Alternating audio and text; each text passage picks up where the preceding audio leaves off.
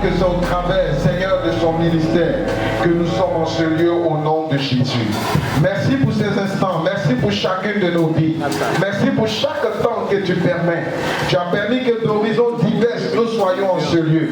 Tu as permis qu'en ce jour, nous puissions être rassemblés. Et Seigneur, certainement, tu as prévu une parole pour la vie de quelqu'un au travers de nous. Seigneur, je ne suis qu'un canal. Je ne suis que celui par lequel tu veux passer pour apporter ta parole. C'est que tu as prévu depuis des jours. C'est que tu as prévu depuis des années. C'est que tu as prévu depuis des mois. Seigneur, ce matin, donne cette parole. Et que, Seigneur, nos cœurs la reçoivent au nom de Jésus-Christ. Seigneur, notre Dieu, notre Père, passant par un homme, certainement elle viendra. Même comme au travers de Jésus, elle est venue avec beaucoup de faiblesses. Et les hommes, Seigneur, l'ont rejeté. Les hommes l'ont négligé. Mais c'était ta parole. Seigneur, ce matin, pendant qu'elle viendra, je prie que nos cœurs s'ouvrent. Et que, Seigneur, dans cette faiblesse, que tu permets que quelqu'un la reçoive ce matin et soit fortifié au nom de Jésus. Et toute la gloire te reviendra comme d'habitude. Sois glorifié, sois béni, Père, au nom de Jésus. Est-ce que tu peux dire Amen avec moi? Et Dieu te bénisse. Nous voulons encore bénir le Seigneur pour notre maman, pour notre papa aussi qui n'est pas là. Pour ceux qui étaient là dimanche dernier, vous savez où il est actuellement. Il est allé accompagner le diacre Bédia à Bethany Victoire pour son premier culte là-bas. Et je dirais pour son installation. Voilà. Alléluia. Donc il sera parmi nous tout à l'heure. Mais pendant ce temps, nous allons ce matin nous encourager par la parole de Dieu. Et je voulais t'inviter à prendre ta Bible avec moi dans le livre de Luc au chapitre 24 ce matin. Luc chapitre 24. Et je vais te parler de la présence de Dieu à nos côtés. De la présence de Dieu à nos côtés. C'est le thème de la parole ce matin. Luc chapitre 24 à partir du verset 1. C'est une parole que tu connais certainement. Mais Dieu utilise des paroles. Même ce que tu as l'habitude de lire, ce que tu as déjà lu plusieurs fois, le Seigneur peut l'utiliser à nouveau pour te parler. Même si ce n'est pas toi, peut-être que tu n'en as pas besoin ce matin, mais je sais que même au milieu de 200, de 300, souvent le Seigneur vient pour une seule personne. Que ce matin, cette parole soit pour toi et que Dieu permette que tu puisses retourner à la maison avec une portion de cette parole sur ton cœur ce matin au nom de Jésus. Nous allons aller rapidement, Luc chapitre 24 à partir du verset 1. Nous allons commencer à partir du verset 13 pour gagner du temps. Verset 13, Luc 24, verset 13. Et ça nous parle des disciples sur le chemin d'Emmaüs. Les disciples de Jésus sur le chemin d'Emmaüs. Si je devais donner un autre thème, je dirais le petit signe qui montre que Dieu est encore avec toi. Le petit signe qui montre que Dieu est encore à tes côtés.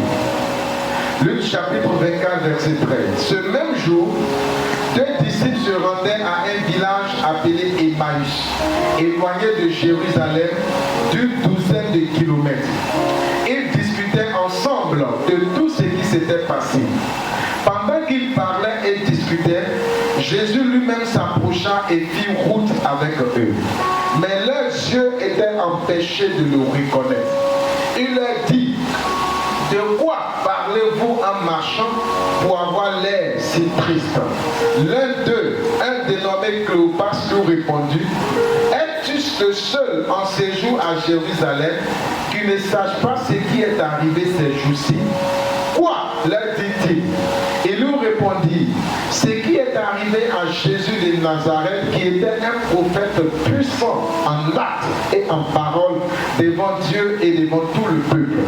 Et comment les chefs des prêtres et nos magistrats l'ont fait arrêter pour qu'il soit condamné à mort et l'ont crucifié. Nous espérions, suis bien, verset 21, nous espérions que ce serait lui qui délivrerait Israël. Mais avec tout cela, voici déjà le troisième jour que ces événements se sont produits. Il est vrai que quelques femmes de notre groupe nous ont beaucoup étonnés. Elles se sont rendues de grand matin au tombeau et n'ont trouvé son corps. Elles sont venues dire que des anges leur sont apparus et ont annoncé qu'il est vivant. Quelques-uns des nôtres sont allés au tombeau et ils ont trouvé les choses comme les femmes l'avaient dit, mais lui, ils ne l'ont pas vu. Alors Jésus leur dit, homme sans intelligence, dont le cœur est lent à croire tout ce qu'ont dit les prophètes, ne fallait-il pas que le Messie souffre ces choses et qu'il entre dans sa gloire? Puis en commençant par les écrits de Moïse et continuant par ceux de tous les prophètes, il leur expliqua dans toutes les Écritures ce qui le concernait. Lorsqu'il fut près du village où ils allaient, il parut vouloir aller plus loin, mais il le retint avec insistance en disant, « Reste avec nous, car le soir approche. Le jour est déjà sur son déclin. » Alors il entra pour rester avec eux. Pendant qu'il était à table avec eux, il prit le pain et après avoir prononcé la prière de bénédiction, il le rompit et le leur donna. Alors les yeux s'ouvrirent et il le reconnut, mais il disparut de devant eux. Il s'est dit l'un à l'autre, notre cœur ne brûlait-il pas en nous lorsqu'il nous parlait en chemin et nous expliquait les Écritures? Il se levait à ce moment même et retournait à Jérusalem et il trouvait les 11 et les autres qui s'étaient rassemblés et qui leur dit, le Seigneur est réellement ressuscité et il est apparu à Simon. Est-ce qu'on peut dire ensemble amen très fort à la parole? Que Dieu te bénisse ce matin et je voudrais encore saluer chacun d'entre nous et que la grâce de l'Éternel soit notre partage ce matin.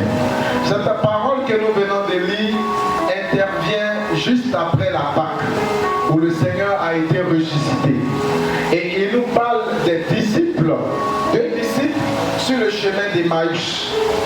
Et la Bible nous dit, pour relater l'histoire, que ces disciples-là, après la résurrection de Jésus, ils étaient tellement découragés, ils étaient tellement tristes qu'ils ont pris le chemin, ils ont abandonné la mission, ils ont abandonné ce qu'ils faisaient avec le Seigneur, parce qu'ils se sont dit que celui qui était leur Seigneur, celui qui était puissant en acte et en parole, celui qui les protégeait, cet homme-là était mort, donc il n'y avait plus d'espoir. Au point où, sur le chemin, ils étaient tellement tristes qu'ils parlaient de Jésus au passé. Ils parlaient de Jésus comme s'il n'existait plus. Et Jésus même pas cheminé avec eux, mais tellement la tristesse avait envahi leur cœur, c'était difficile pour eux de pouvoir reconnaître les paroles de Jésus. C'était difficile pour eux de pouvoir reconnaître la présence de Jésus à leur côté. C'était tellement difficile pour eux d'accepter que le Seigneur était encore vivant, d'accepter même la résurrection que les femmes avaient constatée, d'accepter même la résurrection que les anges avaient prononcée aux femmes et que les femmes étaient venues leur dire. C'était difficile pour eux d'accepter la présence de Jésus à leur côté. Donc ils parlaient de Jésus au passé, ils parlaient de Jésus comme quelqu'un qui était mort et qui était fini. Alléluia.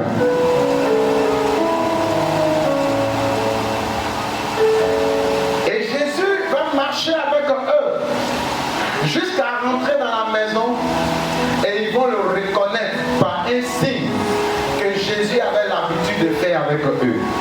C'est-à-dire qu'il a partagé un repas avec eux. Et c'est là que leurs yeux vont s'ouvrir pour savoir que c'était en réalité Jésus qui était avec eux. Pourquoi ils étaient découragés? Vous savez que quand Jésus était là, même les disciples ne gênaient pas. Quand Jésus était là, même les disciples, souvent ils n'avaient pas besoin de prier. Quand Jésus était là, même quand les gens venaient pour critiquer ses disciples, Jésus était celui-là qui était prêt à les défendre. Parce qu'il dit, pendant qu'il est là, ses disciples n'ont pas besoin de faire ces choses-là. Il était leur protecteur. Il était celui qui était prêt à les défendre. Il était celui qui était puissant en acte et en parole, qui pouvait confondre les gens de son temps, même les gens les plus instruits,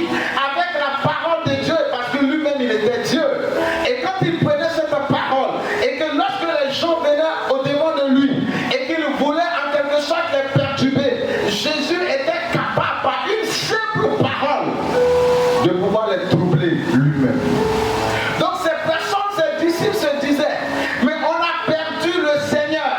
Qui va nous défendre à nouveau? On a perdu le Seigneur. Qui sera notre protecteur? On a perdu le Seigneur. Qui sera notre soutien? On a perdu le Seigneur. Qui sera là pour prier pour nous? Qui sera là pour gêner pour nous? Pour eux, ils n'avaient plus de soutien. Il y a des moments dans notre vie, même quand on est chrétien, on s'est dit que le Seigneur n'est plus à notre côté. On s'est dit que nous avons perdu tout le soutien de Dieu. Pourquoi? Je vais doucement pour que tu comprennes. Parce que souvent nos yeux sont fixés sur des choses que nous regardons humainement parlant. Je prends un exemple. Moi j'ai un véhicule. Et ce véhicule-là est d'une importance capitale pour moi. J'ai l'habitude de dire avec tout ce que je coûte que moi mon véhicule est un bureau. Je peux être dans ma voiture, je peux envoyer des mails.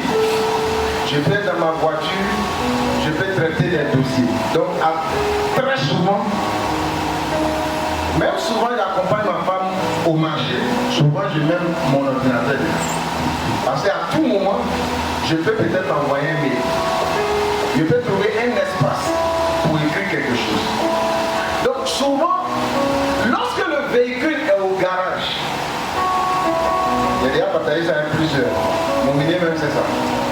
Lorsque le véhicule est au garage, c'est comme si le monde s'arrêtait. Une partie du monde s'arrêtait pour moi. C'est un exemple. Ça peut être quelque chose sur lequel nous nous appuyons. Ça peut être quelque chose qui est une importance capitale pour nous, comme Jésus était très capital pour les disciples. Et lorsque cette chose manque, nous pensons que la présence de Dieu n'est plus à nos côtés. Lorsque cette chose nous fait défaut, nous pensons que nous avons tout perdu. Lorsque cette chose nous manque, ne serait-ce qu'un seul jour, nous pensons que nous avons tout perdu. Alors qu'en réalité, le Seigneur est toujours à côté de nous. Alléluia. Et simplement, parce que nos regards sont fixés sur cette chose, parce que nos regards sont fixés sur ce qui est humain, parce que nos regards sont fixés sur ce qui certainement est selon l'homme, parce que nos regards sont fixés sur ce qui fait notre appui. Il arrive que lorsque nous perdons ces choses-là, nous pensons que nous avons tout perdu devant le Seigneur.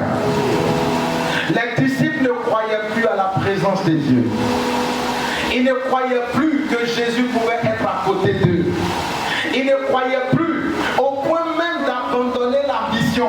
C'est des personnes qui étaient avant, ils avaient des activités. Et le Seigneur a dit de laisser ces activités et de venir à lui. Mais parce que le Seigneur est mort et parce que le Seigneur est parti, ils se disent que il faut qu'on arrête de suivre Jésus. Il faut qu'on arrête de continuer à marcher avec Jésus. Il faut qu'on arrête de continuer à prêcher la parole. Parce que celui qu'on suivait, c'est fini pour lui. Ce matin, je ne sais pas ce qui fait ton appui. Je ne sais pas ce qui faisait ta force et que tu as perdu. Je ne sais pas ce qui faisait ta dignité et que tu as perdu. Je ne sais pas ce qui fait que lorsque tu te tiens devant les hommes, tu es fier parce que tu possèdes cette chose-là. Alléluia. Je ne sais pas ce que tu as et sur lequel certainement tu as un appui sur lequel tu comptes. Mais je voulais te dire ce matin que la première chose que nous ne devons jamais perdre, c'est la présence de Dieu. Nous pouvons tout perdre, mais tant que Jésus est avec toi, toute chose peut revenir à la vie. Alléluia. Nous pouvons être abandonnés de tous, mais tant que Jésus marche avec toi, sache que tout ce que tu as abandonné, tout ce que tu as perdu, tout ce qui te manque, le Seigneur peut ramener ces choses-là.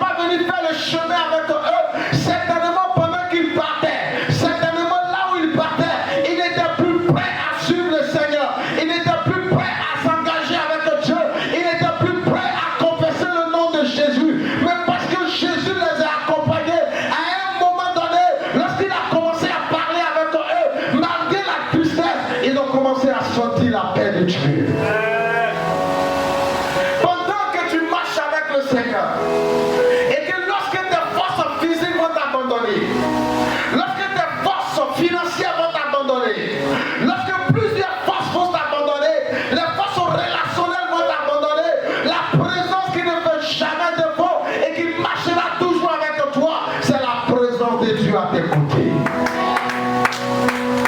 Lorsque tu n'auras plus d'espoir, lorsque tout ce que tu as va commencer à s'amenuiser, va commencer à finir, va commencer à prendre fin, si Jésus est toujours dans ta barque, si Jésus est toujours dans ta maison, si Jésus est toujours dans ta voiture, si Jésus est toujours dans ton bureau, quel que soit ce qui se passera, tu auras toujours le déchu.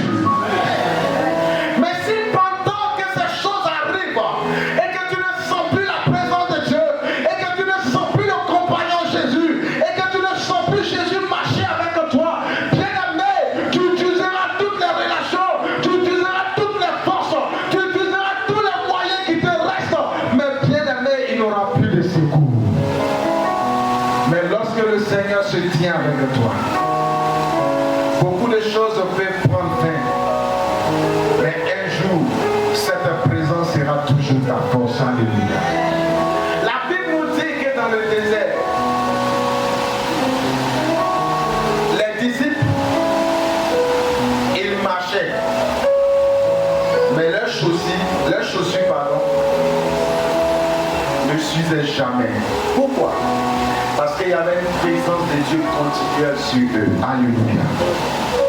Ils marchaient. Ils marchaient, ils ont marché, ils ont marché, ils ont marché. Mais la Bible nous dit, parce qu'il y avait cette présence de Dieu à leur côté, cette présence qui était la plus précieuse, cette présence qui était la plus importante. Souvent il manquait de beaucoup de choses, même vous le savez, mais parce qu'il y avait toujours cette présence de Dieu, ils trouvaient toujours de la force à leur côté. Alléluia. Tu as peut-être dans beaucoup de combats, mais comme je l'ai dit tout à l'heure, le petit signe qui fait que tu n'es pas encore mort, c'est qu'il y a la présence de Dieu. Souvent tu ne manges pas comme il se doit, mais le petit signe qui fait que tu tiens encore, c'est la présence de Dieu. Cette présence de Dieu fait que souvent, quand tu te dis que tu es arrivé au stade de la fin, cette présence de Dieu fait que quand tu ne sais pas comment ce qui se trouve derrière le jour qui est en train de prendre fin, cette présence de Dieu fait que les jours se prolongent pour toi. Alléluia. Cette présence de Dieu fait que, comme les disciples qui ont dit, ça fait déjà 3 jours qu'il est mort. Pour eux, 3 jours là, c'était trop. 3 jours, c'était des jours infinis. 3 jours, ça faisait comme des années pour eux. Parce qu'en 3 jours, ce que Jésus représentait pour eux, c'était tellement important. Et ne plus le sentir à leur côté, c'était beaucoup de choses qu'ils avaient perdues. Peut-être ça fait plusieurs années que tu te dis que tu as perdu cette présence. Mais il y a beaucoup de choses qui montrent que Dieu est encore avec toi. Peut-être tu te dis, ça fait plusieurs temps, mais je ne sens plus le Seigneur. Si en réalité, tu prêtes attention à beaucoup de choses autour de toi, si tu ne regardes pas les choses selon l'homme, et que tu plonges tes regards dans la parole de Dieu, tu lèves les regards vers le Seigneur, tu sauras qu'il est toujours avec toi. Notre maman le disait tout à l'heure, il y a des maladies, souvent tu ne peux même pas faire 1 mois avec. Tu ne peux même pas faire 2 mois avec. Vous avez déjà entendu parler des cancers fulgurants ici dans le Côte d'Ivoire.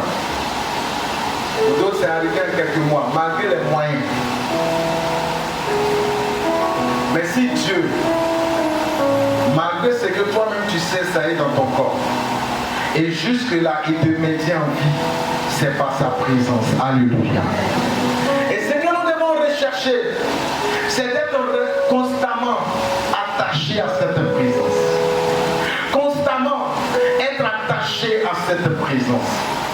Je l'ai dit et je le répète. Nous pouvons tout perdre. C'est humain et ça fait partie de la vie sur la terre.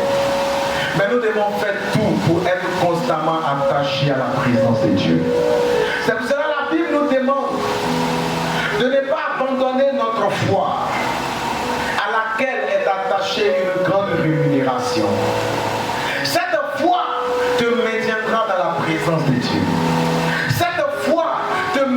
seras toujours avec le Seigneur. Cette foi inébranlable fera que malgré les vents, malgré les déserts, malgré tout ce qui peut souffler, tu seras toujours attaché à cette présence. Parce que tu te dis que je ne dois pas faire cette présence. Je ne dois pas un instant, un peu comme Saül, pendant que je suis dans ma royauté, pendant que je suis dans ma période faste, pendant que je crois que certainement tout le monde se soumet à moi, je ne dois pas perdre la présence de Dieu. Saül était dans cette période faste, dans cette période glorieuse, dans cette période où tout allait bien pour lui, alors qu'en réalité, Dieu s'était retiré déjà de lui. Et le temps de la déchéance avait pris fin. Alléluia. Nous devons comprendre que Dieu attache de l'importance à sa présence. C'est pour cela que ce soit dans sa maison, que ce soit partout où nous passons, que ce soit à la maison, chez nous-mêmes, nous ne devons jamais perdre cette présence de Dieu. Et il y a des signes qui t'accompagnent. Toi-même tu le sais. Il y a des signes qui montrent que Jésus est avec toi. Tu sais que malgré tout ce que tu as pu traverser, le Seigneur ne t'a jamais abandonné. Il veut que tu n'abandonnes pas cette présence. Et ce matin, nous devons compter plus sur le Seigneur. Nous devons être toujours prêts à nous approcher de lui. Nous devons être toujours prêts à rentrer dans cette présence. Nous devons toujours être prêts à pouvoir entretenir cette présence avec lui. Nous devons toujours être prêts à dire, même si de la manière j'ai des choses qui ont de l'importance et que j'entretiens, de la manière j'ai des choses qui me coûtent cher et que j'entretiens, des choses sur lesquelles je veille, des choses sur lesquelles certainement je ne veux même pas que ces choses-là puissent un instant prendre de la saleté. Je ne veux pas que ces choses-là puissent un instant être touchées par de mauvaises mains. C'est la même manière la présence de Dieu à côté de nous, la présence de Dieu en nous, la présence de Dieu dans notre cœur. Nous devons veiller sur cette présence afin qu'elle ne soit jamais salie. Alléluia. Parce que lorsque cette présence commence à prendre un coup, commence certainement à être salie, commence certainement à manquer, nous courons vers la pète, nous courons vers la chute, nous courons vers des choses pour lesquelles certainement le diable nous attend au tournant. Mais nous devons être prêts à toujours veiller cette présence et à demander à Dieu d'entretenir cette présence dans notre cœur. Et pendant que nous le prions, lorsque tu sens sa présence, quel que soit le doute qui peut venir, Dieu te donnera toujours la paix. Alléluia. Dieu te donnera toujours la tranquillité. Dieu permettra que tu aies toujours la force sur tout ce qui vient contre toi, contre toute adversité au nom de Jésus. Et les disciples à un moment donné, lorsqu'ils ont reconnu le Christ, lorsqu'ils ont reconnu le Seigneur, ils ont repris courage. Alléluia. Le verset 33, je vais terminer par cela. Ils se levaient à ce moment même et retournaient à Jérusalem, où ils trouvaient les 11 et les autres qui étaient rassemblés et qui leur dit, le Seigneur est réellement ressuscité et il est apparu à Simon. Est-ce que tu peux dire amen? Ils avaient laissé le chemin, ils avaient laissé les autres parce qu'ils ne croyaient plus. Ils avaient pris leur propre chemin. Ils avaient pris un autre chemin, Emmaüs. Ce n'était pas là-bas que Jésus les appelait, qu'ils devaient rester. Ils devaient rester à Jérusalem, mais le découragement les a emmenés ailleurs. La situation qu'ils vivaient avec la mort de Jésus les a emmenés ailleurs. Certainement tu es en train de prendre d'autres chemins. Tu es en train de prendre d'autres présences. Tu es en train de prendre d'autres voies. Tu es en train de prendre d'autres résolutions. Tu es en train de prendre d'autres décisions qui en réalité ne sont pas les décisions de Jésus. Tu es en train de dire d'autres paroles qui ne sont pas celles que Jésus a prévues pour toi. Tu es en train de prendre d'autres chemins qui sont les chemins d'Emmaüs, mais qui ne sont pas les chemins de Jérusalem. Ce matin, le Seigneur te rappelle, le Seigneur t'interpelle, le Seigneur te dit qu'il y a Jérusalem. Le Seigneur te dit qu'il y a un lieu où tu dois rester. Ce lieu peut ne pas être beau, ce lieu peut ne pas être intéressant par rapport à ce que tu traverses. Ce lieu peut ne pas avoir toutes les commodités, ce lieu peut ne pas avoir tous les atouts, mais c'est là que le Seigneur veut que tu restes pendant un temps. C'est en ce lieu-là que Jésus veut venir pour toucher ton cœur. Mais si tu prends un autre chemin, si ce n'est pas la grâce de Dieu, un peu comme il a fait pour les disciples sur le chemin d'Emmaüs, ce chemin te pètera, ce chemin t'emmènera ailleurs, ce chemin va t'orienter loin de la présence de Dieu. Mais il y a un lieu, et c'est en ce lieu que Dieu enverra le miracle. Il y a un lieu où tu vas fléchir les genoux, où tu vas crier à Dieu, et Dieu permettra que le miracle puisse te trouver. Ne change pas de lieu. Ne change pas de chemin. Quel que soit ce que tu entends, quel que soit ce que tu vois, quel que soit ce que le diable t'emmène à voir, reste sur le chemin de Jésus. Alléluia. Reste sur la voie du Seigneur. Reste sur le chemin de Dieu.